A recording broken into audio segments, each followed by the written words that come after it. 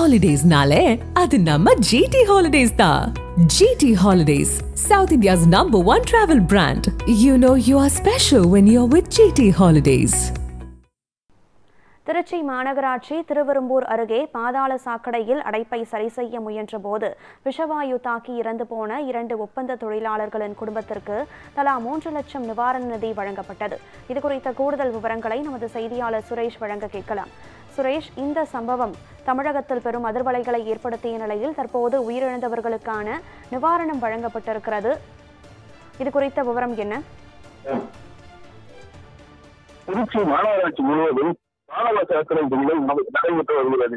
அதன் ஒரு பகுதியாக திருச்சி 40வது வார்டு நூற்றவன் முத்துநகர் என்ற பகுதியில் வந்து பாதாள சாக்கடை அடைப்பு ஏற்பட்டது. அந்த அடைப்பை செய்தி எழுத்துக்காக தனியார் ஒப்பந்த தொழிலாளர்கள் அந்த பணியில ஈடுபட்டிருக்காங்க. அப்ப அந்த அடைப்பு குறித்து ரவி பாபு என 2 பேர், ரவி பிரம்மாண்டன் என 2 பேர் அந்த பணியில் ஈடுபட்டிருக்காங்க. அதுல ரவி என்பது முன்னாடி இறங்கி உள்ள அந்த அழைப்பு செய்ய போறாரு. அவருக்கு விசாரணை தாக்கியது.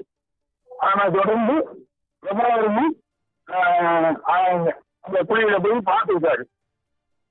அப்ப பாக்குறப்ப அவரும் மூச்சுப்பாறை ஏற்பட்டு இறந்துடுறாரு. இவருக்கு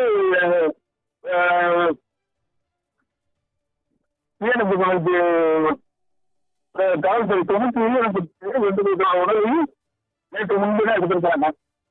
எடுத்து அவங்க உறவினருக்கு தகவல் சொல்ல அவங்க இந்த மாதிரி பாதாள சாக்கடை பணியில தான் இறந்துருக்காங்க. அதனால அவங்களுக்கு உண்மை இழப்பீடு வேணும்னு முறையிடுறாங்க, காவல்துறையிட்ட முறையிடுறாங்க. அப்புறம் மாநகராட்சியும் கலந்து பேசி ஒரு நபருக்கு 30 லட்சம் இந்த அவங்களுக்கு நேற்று மாநகராட்சிக்காக வாங்கிடுச்சு. விவரங்களை வழங்கியமைக்கு நன்றி சுரேஷ்.